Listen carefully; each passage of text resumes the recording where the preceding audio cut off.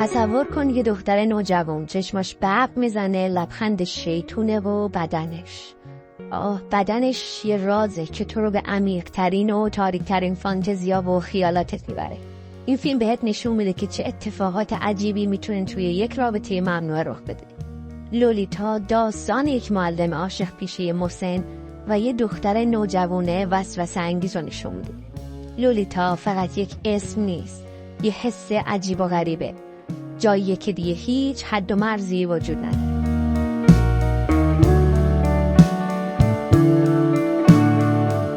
سلام، به کانال من خوش اومدید. امروز اومدیم با معرفی یه فیلم خاص دیگه. این فیلم بر اساس یه داستان کاملا واقعی درست شده.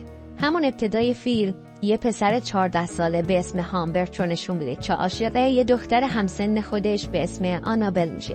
این دو نفر همدیگر رو خیلی دوست داشتن و همیشه کنار هم بودن و عشق بازی میکردن و خیلی خوشحال بودن، جوری که انگار قرار نیست هیچ وقت از هم جدا بشن. اما 4 ماه بعد آنابل به خاطر بیماری تیفوس میمیره.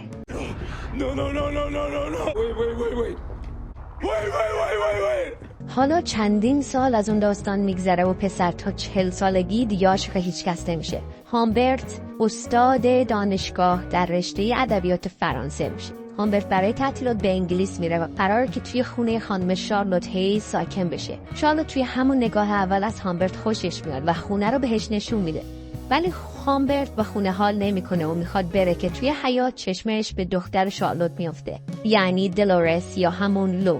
وقتی دلورس خوشگل و جذاب رو میبینه با لباسای خیسی که به بدنش چسبیده و چشمای آبی جذابش، یه چیزی انگار توی وجودش روشن میشه و میزنه بالا. همیشه میگن که دود از کنده بلند میشه. یه زن بگیر اما کنده باشه، آفرینی خدا را داشته باشه، این مرد 20 سال و مرده های دیگه عمرش بیشتر میشه. حالا هامبرت به خاطر دلورس خونه رو میگیره و دلورس رو لولیتا صدا میکنه. لولیتا خیلی آروم هامبرت رو اقوا میکنه. هامبرت توی خاطراتش در مورد اینکه عاشق لولیتا شده مینویسه. هرچی بیشتر هامبرت توی خونه میمونه، لولیتا بیشتر اقواش میکنه و هامبرت بیشتر و بیشتر عاشقش میشه. یه روزی لولیتا میاد روی پاش میشینه و هامبرت انان از کف میده و راست میکنه.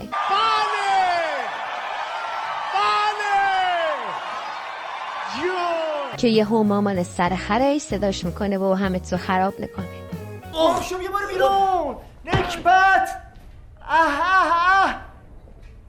چندش اشبازی و کم ریختنهای لولیتا هر روز بیشتر و بیشتر میشه و هامبرت هم چیف میکنه که قرار خیلی زود وارد شورت لولیتا بشه و تقشو بزنه. اما شارلوت به این که این دو نفر اینقدر با هم خوبن و راحتن حسودی میکنه. به خاطر همین لولیتا رو میفرسته به یک اردوی تابستونه که خونه رو خالی کنه و با هامبرت لنگم به هوا بازی کنه. نه اونجوری اصلا نمیتونم. زیر دیلم درد گرفت. خب چیکار کنم؟ من می‌خواستی نخوری، می‌خواستی اونو نزنی. اسپری زدی. هامبرت برای اینکه اونجا بمونه و نزدیک لولیتا باشه مجبور میشه با شارلوت ازدواج کنه و هر شب بهش قرص خواب میده که مجبور نباشه باهاش بخوابه. اما یه روز شارلوت نوشته های هامبرت رو میخونه و میفهمه که اون عاشق لولیتاست و میخواد از خونه بره که ماشین میزنه بهش و ریق رحمت و سر میکشه. برو بلند شو تخم سگ. حالا دیگه شارلوت مرده و هامبرت از دست این پدر سگ راحت شده. پس میره دنبال لولیتا و یه اتاق هم رزرو میکنه.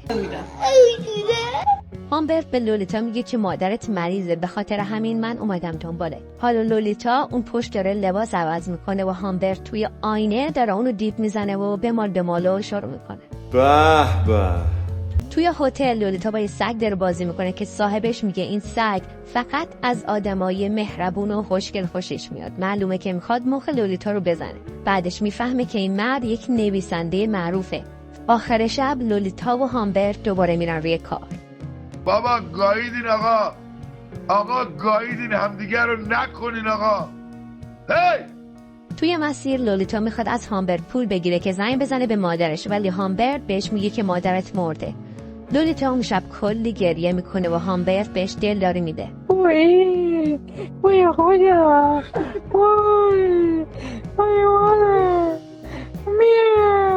توی مسیر لولیتا کلی شیطونی میکنه و سر هامبرت میذاره. هامبرت لولیتا رو برای ثبت نام توی یک مدرسه نزدیک جایی که قرار خودش استاد دانشگاه بشه ثبت نام میکنه. هامبرت نسبت به لولیتا بی‌اعتماد میشه که نکنه اونجا با پسری آشنا بشه و اونو ولش کنه. به خاطر همین خیلی بهش سخت میگیره. مثلا نمیذاره توی اجرای نمایش شرکت کنه یا بهش پول کمی میده، اما لولیتا اقواش میکنه و راضیش میکنه که هم پول بیشتری بهش بده و هم توی اون نمایش شرکت کنه.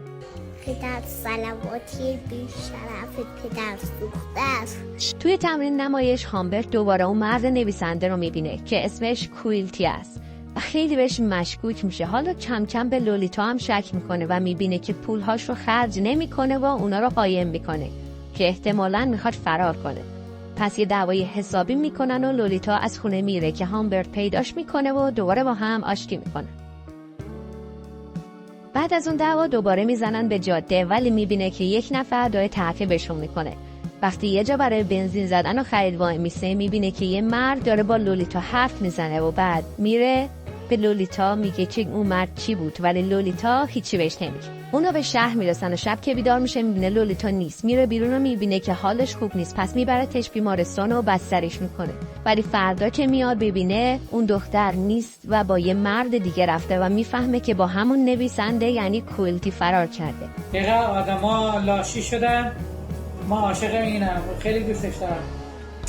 هر چقدر دنبالش میگرده پیداش نمیکنه و دیگه ناامید میشه. 3 سال از اون زمان میگذره و هامبرت دیگه مشغول درس دادن توی دانشگاه میشه و از پیدا کردن لولیتا کاملا ناامید میشه که یک روز یه نامه از طرف لولیتا دریافت میکنه. توی نامه لولیتا میگه که من عروسی کردم و بچه‌م کریسمس به دنیا میاد، ولی پول ندارم و اگه میشه یه مقدار پول بهم بده.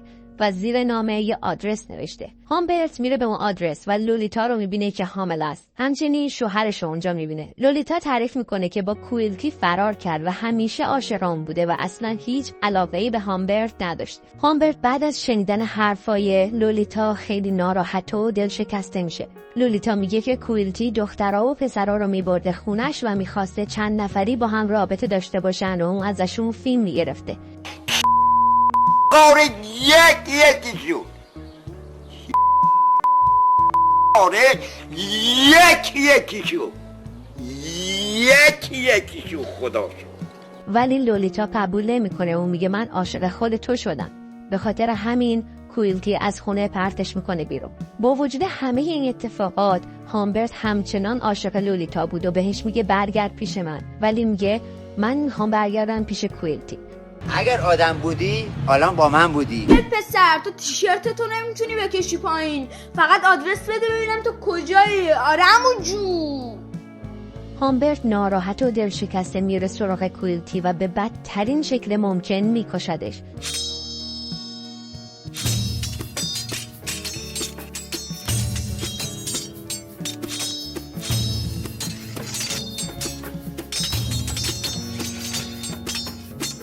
و بعدش خودش رو به پلیس تسلیم میکنه. توی آخر فیلم میبینیم چه نوشته هامبرت در سال 1950 در زندان میمیره و لولیتا هم در همون سال هنگام زایمان بچهش میمیره. اسم این فیلم هست لولیتا محصول سال 1997. این فیلم رو میتونید بدون سانسور با زیرنویس فارسی از کانال تلگرام دانلود کنید و لذت ببرید. لینک کانال رو هم براتون توی کامنت ها میذارم. خب خوشحالم که تا انتهای ویدیو با من همراه بودید. اگر از ویدیو خوشتون اومده لایک کنید و کانال رو سابسکرایب کنید. منتظر ویدیوهای بعدی باشید. دوستتون دارم. خداحافظ.